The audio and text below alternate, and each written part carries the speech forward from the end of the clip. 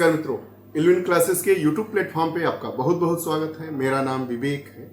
आज हम लोग बात करेंगे बॉम्बे उच्च न्यायालय के उस फैसले पर जिसने बायोलॉजिकल पेरेंट्स कौन होता है उसको ध्यानगत रखते हुए एक फैसला सुनाया है। और यह फैसला एग डोनेशन और स्पर्म डोनेशन को लेकर है। तो इस हम पूरे वीडियो सेशन में इसी मामले पर बात करने वाले हैं। क्यों यह फैसला सुनाया गया, याचिकाकर्ता की क्या मांग थी और इससे संबंधित जितने सेरोगेसी के क्या कानून है, हमारा सेरोगेसी एक्ट क्या कहता है, उसके बाद जो जो इससे संबंधित धाराएं हैं, भारत में इसकी स्थिति क्या है, वैश्विक पटल पर क्या स्थिति है, इन तमाम मुद्दों को हम जानते हुए इस कक्षा को वाइंड अप कर लेंगे। अगर आप हमारे चैनल से नहीं जुड़े हैं तो कृपया चैनल से जुड़िए, बेल आइकन का बटन दबाइए ताकि जो भी वीडियोस आए उसका नोटिफिकेशन आप तक पहुंचे और आप उसका लाभ उठा सकें। वीडियो सेशन को प्रारंभ करने से पहले वीडियो की टाइटल को समझना हितकर होता है, इसलिए आइए हम वीडियो के टाइटल को समझते हैं कि स्पर्म डोनेशन पर बॉम्बे उच्च न्यायालय ने क्या कहा। बात होगी स्पर्म डोनेशन की, बात होगी एग डोनेशन की, बात होगी सेरोगेसी की और बात होगी इससे संबंधित भारत में बने कानून की। तो आइए सभी पर एक एक करके हम बातें करते हैं। स्पर्म डोनेशन पर बॉम्बे हाई कोर्ट और ART अधिनियम 2021 SRT रिप्रोडक्टिव टेक्नोलॉजी की बात यह कर रहा है। वह अधिनियम 2021 क्या है, इस पर भी बात करेंगे। पहले हम वीडियो में कैसे कैसे आगे बढ़ेंगे, वीडियो की रूपरेखा को समझते हुए आगे बढ़ते हैं। खबर क्या है, खबर को जानेंगे। उसके बाद सहायक प्रजनन प्रौद्योगिकी ART सेवाएं क्या होती है, इसके तहत कौन किस किस प्रकार की सेवाएं दी जाती है। उसके बाद हम बात करेंगे ART अधिनियम क्या होता है, ART अधिनियम 2021 क्या है, ART अधिनियम 2021 के जो महत्वपूर्ण प्रावधान है वह क्या है, और अंत करते करते हम समझेंगे कि सेरोगेसी कानून बनाम ART कानून क्या है, दोनों में किस किस प्रकार की विविधताएं हैं। अगर विविधताएं न होती तो सेरोगेसी कानून के बाद ART कानून को क्यों लाया जाता, ये भी सोचने वाली बात है। तो आइए खबर को जानते हैं। खबर यह है कि बॉम्बे उच्च न्यायालय ने कहा है कि केवल अंडाणु या शुक्राणु दान करने से दानकर्ता को यह दावा करने का कानूनी अधिकार नहीं मिल जाता है कि वह बच्चे का जैविक माता है या पिता है। बॉम्बे हाई कोर्ट ने अपने फैसले में यह कहा है कि अगर कोई स्पर्म या एग डोनेशन करता है या करती है तो इस आधार पर जो संतान पैदा होती है उस संतान का वह जैविक माता या पिता पेरेंट्स कहलाने का हक नहीं है। यही बॉम्बे उच्च न्यायालय का फैसला है और सुर्खियों में है। पीठ एक महिला याचिकाकर्ता द्वारा दायर याचिका पर सुनवाई करते हुए कहा है, जिसने एक ट्रायल कोर्ट के आदेश को चुनौती दी है।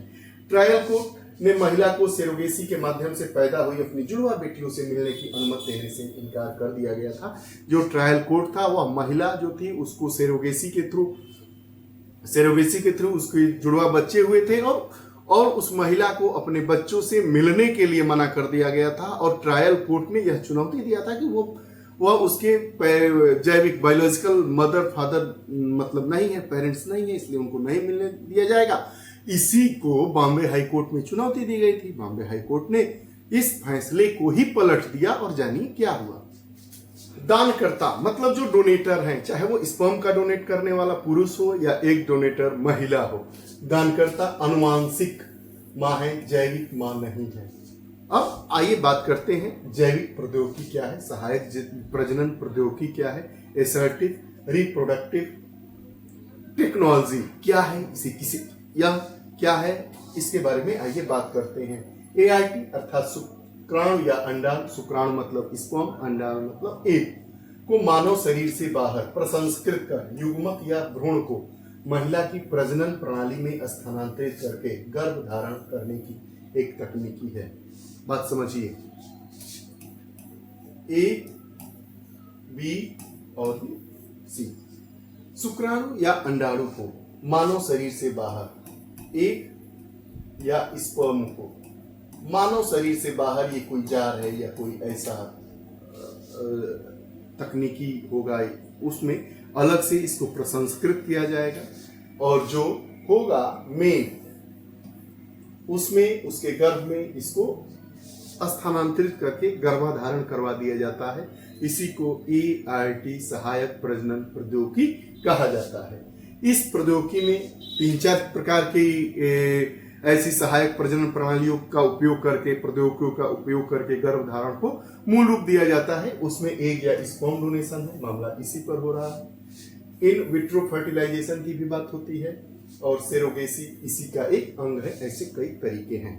अब आइए हम जानते हैं कि एआरटी अधिनियम 2021 क्या है। एआरटी अधिनियम 2021 के बारे में आइए जानते हैं। एआरटी अधिनियम 2021, जिसका पूरा नाम सहायक प्रजनन प्रौद्योगिकी विनियम अधिनियम 2021 है, भारत में एआरटी क्लिनिकों और एआरटी बैंकों के विनियमित करने के लिए 20 दिसंबर 2021 में इसे अधिनियमित करके पारित किया गया था।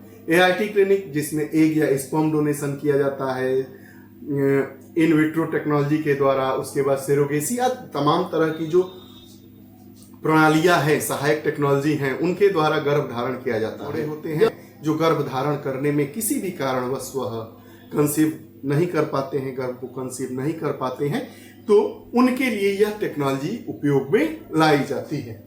इसका उद्देश्य ही क्या है, एम क्या है एआरटी अधिनियम 2021 का? तो जो सहायक प्रजनन के क्षेत्र में उचित पर्यवेक्षण, विनियमन, लाइसेंसिंग और अच्छे नैतिक व्यवहार सुनिश्चित करना है। आप देख रहे हैं सेरोगेसी का एक बहुत बड़ा बाजार आपको दिखाई दे रहा था।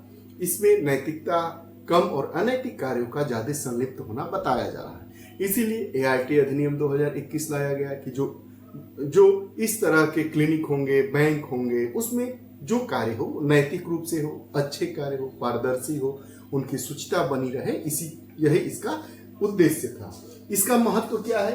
आईवीएफ मतलब इन विट्रो फर्टिलाइजेशन तकनीकी के आगमन के साथ देश में एआरटी क्लिनिकों में वृद्धि हुई है। आईवीएफ इन विट्रो फर्टिलाइजेशन तकनीकी का जब विकास हो गया तो देश में एआरटी क्लिनिकों की वृद्धि हुई, जिससे प्रजनन उपचार चाहने वाली महिलाओं के अधिकारों की रक्षा के लिए पर्यवेक्षक और विनियमन की आवश्यकता बढ़ गई। अब समझिए, अगर कोई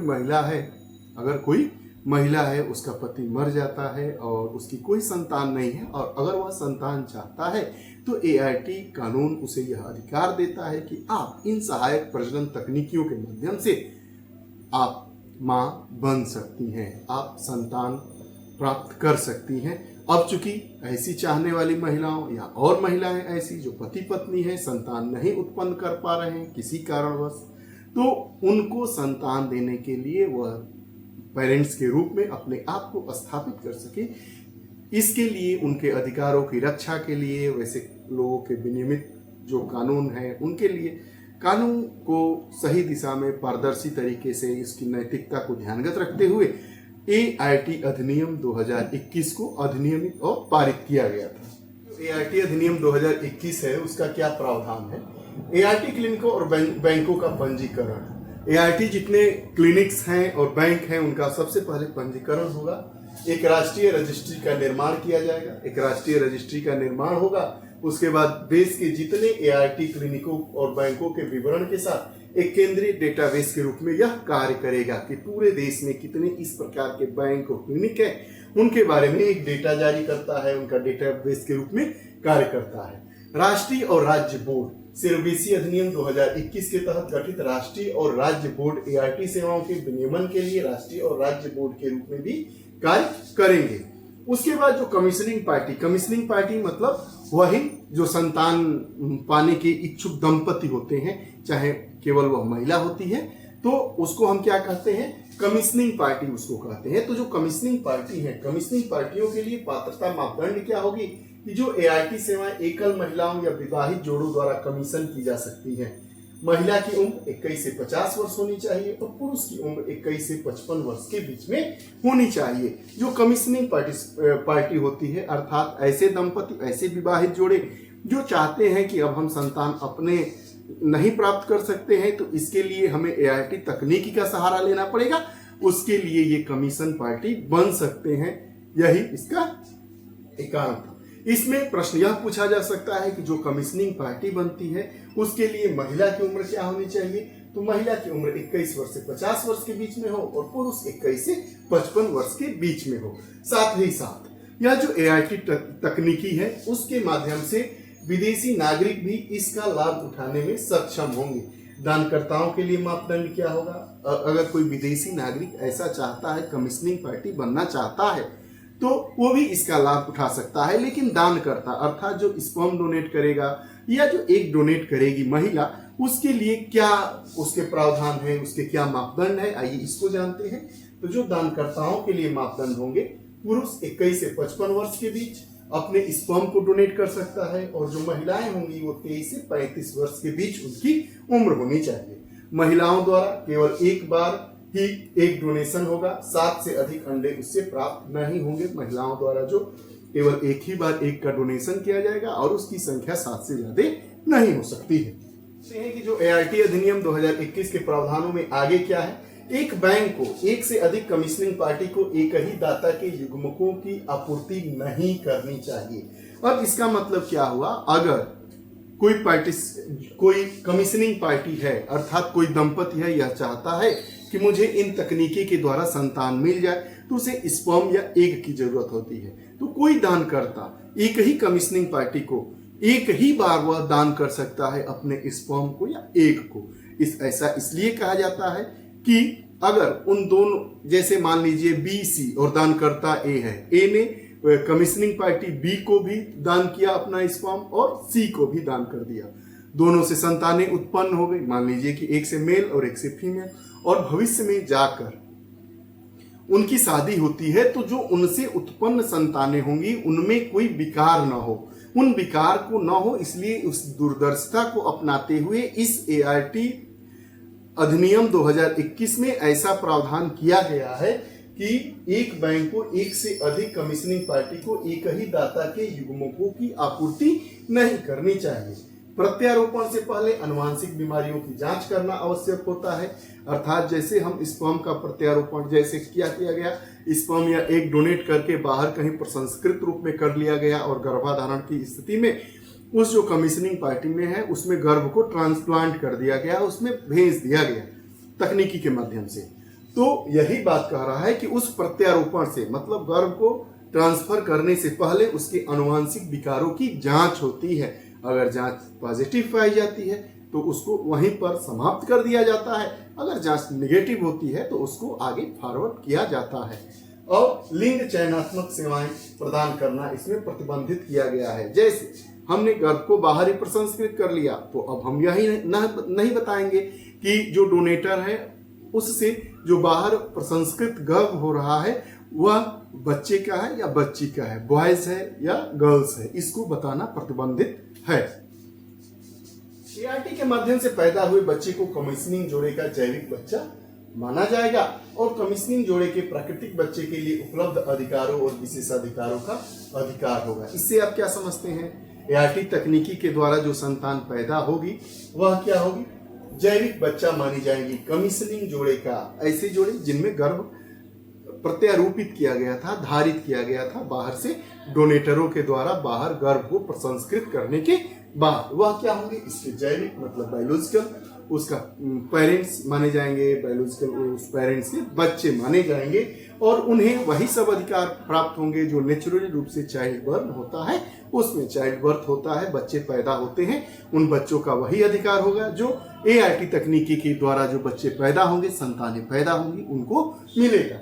सभी दान के रिकॉर्ड्स को कम से कम 10 वर्षों तक बनाए रखना होगा, जिसके बाद रिकॉर्ड को राष्ट्रीय रजिस्ट्री में स्थानांतरित किया जाना चाहिए। और जो ART बैंक क्लिनिक है, इस प्रकार के जितने रिकॉर्ड हैं उनको 10 वर्षों तक अपने पास रखा जाता है और उसके बाद उन सभी रिकॉर्ड को राष्ट्रीय रजिस्ट्री संस्थान में स्थानांतरित कर दिया जाता है। ये रहा पूरा मामला कि बॉम्बे हाई कोर्ट का जो फैसला आया है एग और स्पर्म डोनेशन को लेकर, ART प्रावधान 2021 क्या कहता है, हमने तमाम मुद्दों पर बात किया।